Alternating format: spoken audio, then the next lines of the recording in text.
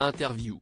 Depuis 2012, 28 minutes, le magazine d'Elisabeth Quint diffusé dès 20h05 sur Arte, se démarque par son décryptage exigeant de l'actualité. Pour Télé Loisirs, la présentatrice de 61 ans fait le point sur le succès de son rendez-vous quotidien et évoque ses envies professionnelles. Une force tranquille. Si elle reste volontairement en retrait de la bataille des audiences que se livrent quotidiennement les émissions d'avant-soirée, Elisabeth Quint n'a pas à rougir.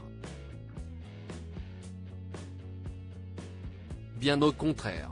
Depuis 12 ans, son magazine d'actualité 28 minutes mène sa barque sereinement en fédérant chaque soir autour de 600 000 téléspectateurs sur Arte.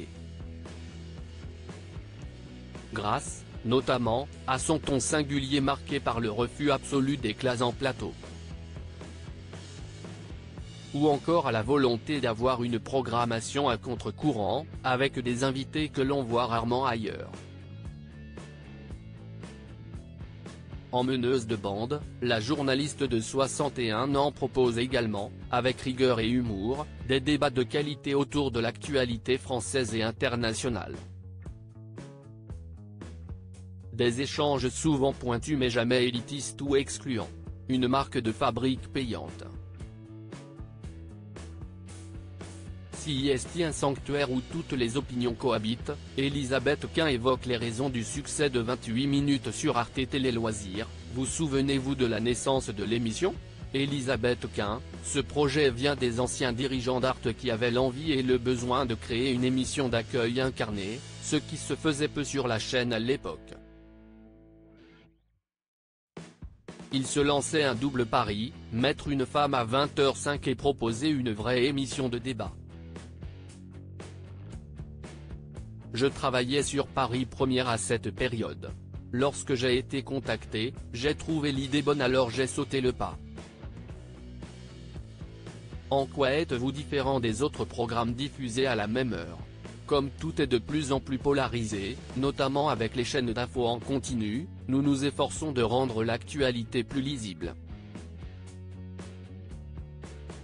Dans nos débats, nous assurons un sanctuaire dans lequel les gens s'écoutent et les opinions antagonistes cohabitent pour trouver un terrain de compromis et faire émerger une parole constructive.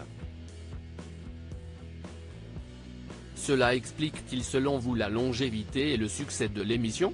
Je le pense et je m'en rends surtout compte avec le retour des téléspectateurs. Des gens de tous les âges m'abordent souvent pour me dire qu'ils sont heureux de voir à la télé un programme où personne ne s'écharpe pour le plaisir. Au début, ce n'était pas calculé, mais au fil des ans, c'est devenu précieux à nos yeux. Désormais, nous le cultivons. À 61 ans, vous êtes l'une des rares présentatrices à être à la tête d'une telle émission. Il y a une tendance très nette à invisibiliser les gens qui ont plus de 50 ans à la télé. Mais chez Arte, c'est différent. Quand j'ai démarré chez eux, j'avais déjà les cheveux gris blancs. La chaîne s'est dit que c'était génial et d'ailleurs, ce n'était même pas une question pour elle. Il y a de la place pour tout le monde, y compris pour les femmes comme moi. Avez-vous déjà ressenti une certaine pression vis-à-vis de votre âge ? Non. En revanche, au début de ma carrière dans les radios libres, j'ai eu droit à certains propos. Un jour, un homme m'a dit « Tu as un physique de radio ». Bien que ce soit un bon mot digne de Sacha Guitry, celui qui m'a sorti ça n'avait aucun humour. Je ne vous dirai pas ce que je lui ai répondu. Il y avait donc de la violence mais je n'en ai pas souffert. Je m'en fichais. C'était une autre époque, peut-être. En tout cas, ça ne m'a pas empêché de faire ce que je voulais. Tant que mes yeux me le permettront, atteinte d'un double glaucome, Elisabeth Quint évoque son futur dans 28 minutes sur Arte. Vous semblez ne pas courir après les soirées mondaines. De qui êtes-vous proche dans le milieu de la télé ? Personne. Ça n'est pas par dédain mais je n'ai jamais fréquenté qui que ce soit. Je ne connais pas grand monde et les rares gens que j'ai connus dans le passé, je ne les vois plus. Pourquoi faudrait-il côtoyer ou courtiser le milieu de la télé? Je ne vois pas l'intérêt. Mes amis sont surtout des gens qui font des films, des livres, mais aussi des apiculteurs, des mécaniciens ou encore des agriculteurs. En 2019 dans votre livre La nuit se lève, Grasset, vous avez révélé être atteinte d'un double glaucome qui vous fait perdre la vue. Quel retour avez-vous eu de la part des lecteurs? De nombreuses personnes atteintes par cette maladie handicapante mais invisible pour les autres m'ont expliqué qu'elles s'étaient reconnues dans mon récit et qu'elles se sentaient moins seules. Aujourd'hui, je suis très mobilisé. Je fais notamment du bénévolat pour l'hôpital des 15-20 et l'Institut de la Vision. Si est-il la moindre des choses? Ce problème de santé a-t-il une incidence sur votre travail? Je pense que ça m'a rendu encore plus sensible et empathique face aux témoignages des invités que je reçois dans l'émission. Avez-vous déjà envisagé de quitter la présentation de 28 minutes? Je ne me suis fixé aucune date de départ. Je continuerai tant que j'aurai cette ardeur et que mon corps, ainsi que mes yeux, me le permettront. J'ai donné la réplique à Denis Podalides, la journaliste Elisabeth Quint, 28 minutes, dans le prochain film d'un célèbre réalisateur. Quelles sont vos autres envies professionnelles?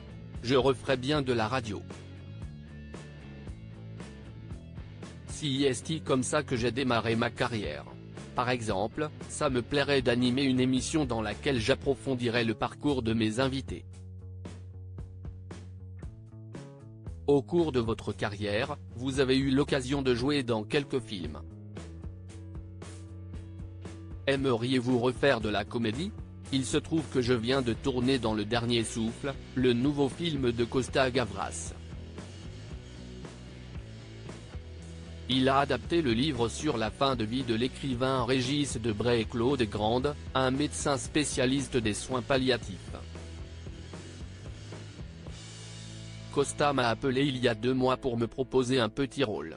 Mon personnage s'appelle aussi Elisabeth et j'ai donné la réplique à Denis Podalides. Je ne pouvais pas refuser. Le film devrait sortir en 2025.